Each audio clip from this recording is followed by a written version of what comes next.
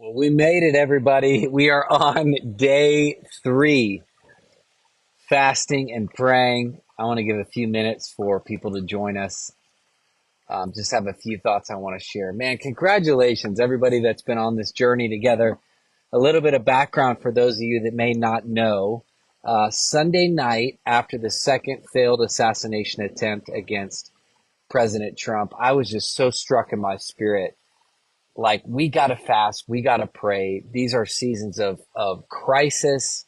These are seasons of chaos and confusion and violence, and we need to get breakthrough. We need to call believers around the earth to fast and pray. There's 3 things we were focusing on. One was protection for President Trump and his family and just our nation right now. We are on, people don't understand how close we are to the brink of World War III. We're like right on the edge of it. I know a lot of guys in the military. I know a lot of people in the political world. Trust me, we are very, very, very close to World War III. So we had, first was for protection. Second was for God to move with revival in our families, in our communities, in our nation. And the third thing that we were asking for was for the church, for revival in the world, but that God would move in the church and restore boldness and courage. And so we've been praying for, this is our 3rd day. I've been on a water fast with thousands of other people. I can't believe it. I mean, we have over 10,000 people 10,000 people around the world are joining on a water fast. Some are doing Daniel fast, some are doing other things. I mean, this is just historical. And so I wanted to share with you, I'm excited to break it tonight. I'm excited to get some energy back. It's actually been supernatural, just to be honest with you. When God really calls you to do this, there's a supernatural grace, and I have felt so locked in. And normally I get really irritated and grumpy. Even my wife says sometimes when I fast, but I've just been so joyful on this fast because I know that it's unto something that's going to bring such a breakthrough. And we've already experienced it in our life and our family, and I'm praying that you are experiencing it as well. But here's the thing that really struck me today. The 3rd day, waking up, you know, praying, seeking the Lord. Obviously, we have so much going on, but it struck me how God has has ordained this time since the foundations of the earth. And I think a lot of times I'm guilty of this, of saying, man, God, I wish I was born in a different day when things weren't as crazy. Man, I wish my kids didn't have to grow up in a culture that blah, blah, blah, blah, blah. And it's like, no, no, no. God ordained this moment and this season and this time for us to be alive for such a time as this. And we have to begin to aggressively grab onto our calling and our mantle as the people of God to shift things in the spirit, bring his presence, change the narrative, over our culture, over our nations, destroy the agenda of the enemy. And we have to step into these moments where we just obey God and we just trust him, no matter what it looks like out there, no matter what people are saying. And so I've been on this journey, a lot of you know, for many years, and following with Let Us Worship, which was an accidental movement. It wasn't supposed to happen. And here we are. And so last year we embarked upon a 50-state tour to bring Let Us Worship and Revival to all 50 capitals. And this is just a testimony for you guys out there about what I'm talking about. I honestly doubted the Lord. Like, a couple cities in, I'm like, all right, this is ridiculous. I don't want to deal with all the bureaucracy of these capital cities and the permits and the requirements and then the funding that it takes to do this. I feel like I'm just like a full-time fundraiser. I don't want to do this. I just want to worship Jesus on a bridge like in 2020. I just want to worship in the beach. I don't want to deal with all the permits and the equipment and the administrative nightmare that it takes to pull this off. Well, guess what? Like, after questioning the Lord, I'm seeing now 46 capital cities Guess what, guys? I just saw something yesterday when I was praying. This is what New York Times is saying are the most consequential. Hold on, the most consequential cities for our nation. The next four states that are going to decide the election. Look at those: Georgia, Arizona, North Carolina, Pennsylvania. New York Times and several other outlets are saying it all comes down to these four states: Georgia, Arizona, North Carolina, Pennsylvania. These are the four states that the entire future direction of America is going to come down to during the election. These are the swing states. These are the most contentious, fought after states. And guess what? These are the last four we're visiting on our tour. These are the last four states we're coming to. Like, you could not have planned this. Like, there's no way in the world that we would be smart enough, savvy enough to plan it perfectly where we're going to be landing on the top four swing states for our last four cities of this tour. I mean, you cannot make this up.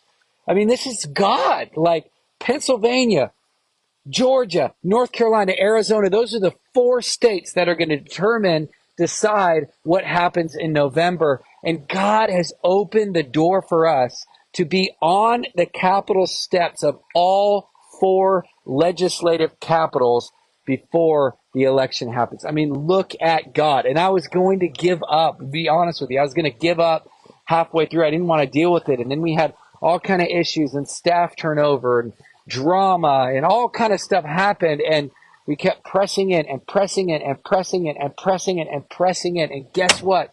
Here we are at a moment of a God-ordained time that if we would have quit halfway in, we wouldn't be where we are. And I've been contacting with pastors and leaders and political people all day today. You know, I've been talking with them. They feel like these four gatherings, these four strikings of worship and prayer are essential to shift things in the spirit. And so I just want to encourage you. It says in Proverbs 16, it says, in their hearts, humans plan their course, but the Lord establishes their steps. And I think a lot of times we have our own plans, we have our own ideas, we have our own agendas, but God is really the one in control. And if we will submit, if we will be obedient, and this is what I love, the posture of fasting, right? This is what we're talking about. The posture of fasting reminds us we're not really in control.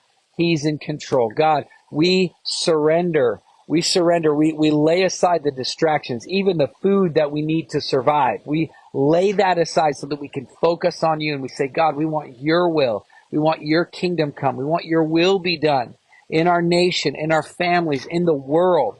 And so I feel so reinvigorated with the reality that, okay, God, maybe we didn't miss it. Maybe we weren't crazy. Everybody's thinking, Sean, why are you going to all these blue destroyed capital cities? Like, that's not where you want to go to build a movement. But yet God told us to do it. And I'm seeing the fruit of that now. I'm seeing that we are set up for this moment in history to hit the last four remaining cities. And I'll tell you, I have great excitement. For me, I feel like this 3-day fast, I've been praying over the president. I've been talking to his staff. I've been praying over, the election. Been praying over my family. But I feel like God is inserting us in to this conversation, this national moment of decision, right? The valley of decision. And so my prayer, guys, for you in your life, that as you're finishing this last day of a 3-day fast, that you would just surrender and you would submit and you would believe that God has a plan. He has ordained it from the foundations of the world. Don't fight it. Don't question it. Just follow him. And I can just tell you, it's not always the easiest road, but it's the most fruitful and it's the most life-giving. And more than anything, it just draws you closer to Jesus, right? You have to be dependent on him every step of the way. So listen, thank you for all of you that joined us. I'll maybe do a video tomorrow to wrap it up. But 3 days, water, this has been amazing. I'm very encouraged. I hope you've heard from the Lord. The testimonies I've gotten from this fast have been unbelievable, guys. the testimonies of God moving, the things that celebrate together. We're going to celebrate Friday night in Los Angeles, and guess what? Good news. We found a way to live stream the event on Friday. So Friday night we'll be live streaming at 7 p.m.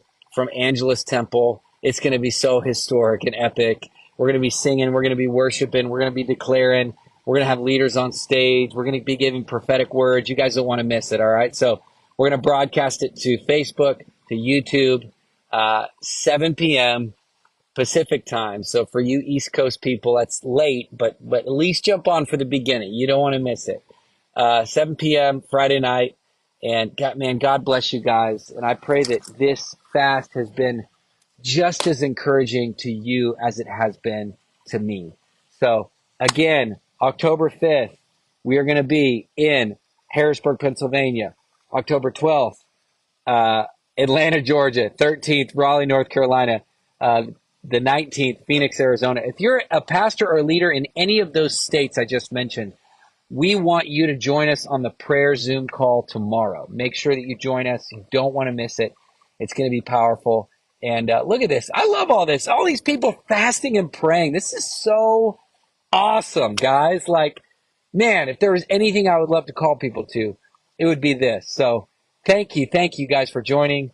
This is going to be amazing. And, Friday night's going to be really fun. Also, don't forget, October 26th on the National Mall in D.C., we just reserved a room. I just reserved a room in the Capitol building. I can't go into all the details of who will be there, but we are going to be doing a Holy Ghost wild prayer meeting inside of the Capitol the night before. And so it's going to be amazing. So bless you guys. And listen, let's fast. Let's continue to fast and pray for these capitals. These 4 cities are big, man. They're so big. It's four states are big. They're going to determine the election. They're going to determine the future for our country and our children. And I'm not willing to let go yet. I'm going to keep fighting. So